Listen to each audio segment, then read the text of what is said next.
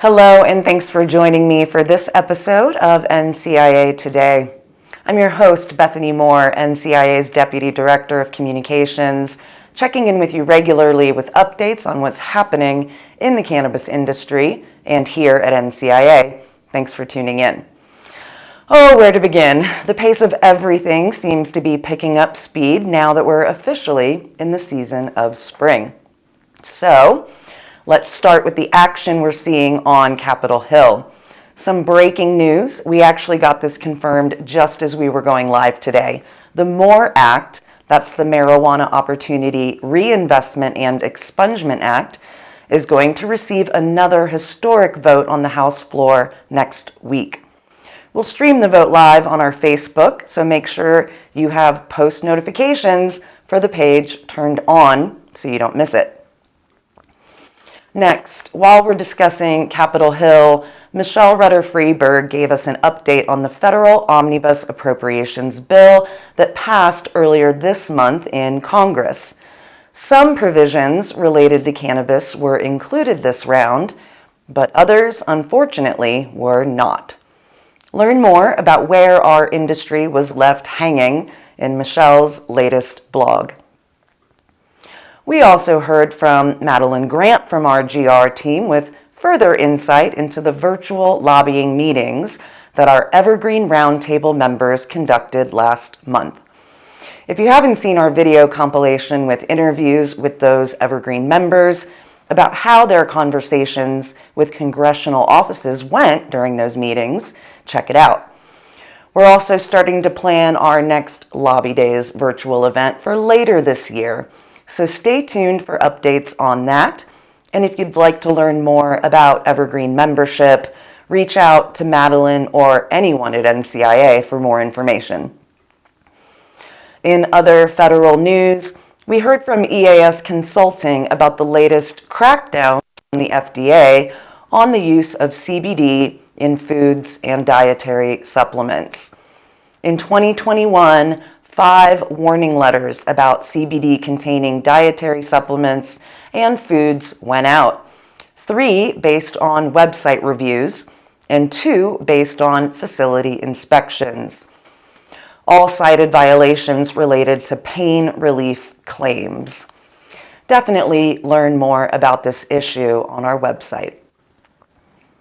Next, we're kicking off with Part 1 of a blog series from our Diversity, Equity, and Inclusion Committee. Mark Slaw of I Comply shares this important perspective on an issue that our whole industry is thinking about: interstate commerce. In this blog, the committee presents these considerations to amend any proposed federal act in order to preserve key concepts central to addressing interstate commerce and the shortfalls of previously enacted social equity programs. This is part 1 of a forthcoming blog series, so dive in now and stay tuned for more insights from the committee.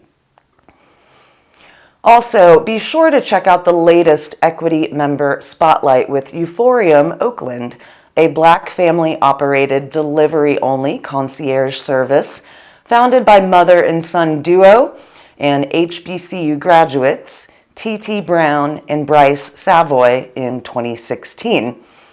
Learn about their company and why they joined NCIA in the latest Spotlight. Learn more about all of these equity member companies on our website and go a step further by learning more about opportunities to become a sponsor for our DEI program as well. It's all on our website, and feel free to reach out to the team at NCIA to get involved. All right, let's switch gears and get into the weeds with more content to help you run your business better, faster, and smarter. First, I'm guessing your business has a website. Good start. Cannabis businesses like retail dispensaries also use their website to make online sales. Gary Cohen of Kova Software shares the 5 must-have features for e-commerce websites. This includes compliance-related features like making sure visitors are over the legal age to make the purchase with age gating, but also being friendly for mobile devices. Learn more in their newest blog. Next, Josh Gilstrap of E2B Technologies tells us how to use data to decide crucial decisions like where to invest, improve, and remain competitive and compliant. He says by leveraging data to gain these important insights to optimize, strategize, plan, report, and identify problems using business data. Check it out on our website. And Jack Nato of Luna Technologies also talks about data, but specifically for how cannabis extraction operators can use it to create a competitive advantage. Here's where we get into some scientific methodology to help better capture, review, and analyze data without seeming such a daunting task. Learn more on our website. All right, as we begin to wrap up here, don't forget our Industry Essentials webinar series, which are free for active NCIA members, so register your team today. Check out the schedule on our website as more webinars are added. We're also continuing weekly episodes of both of our podcasts to keep you informed and inspired. You can tune in to NCIA's Cannabis Industry Voice, which I host, and NCIA's Cannabis Minority Report, hosted by Khadija Adams.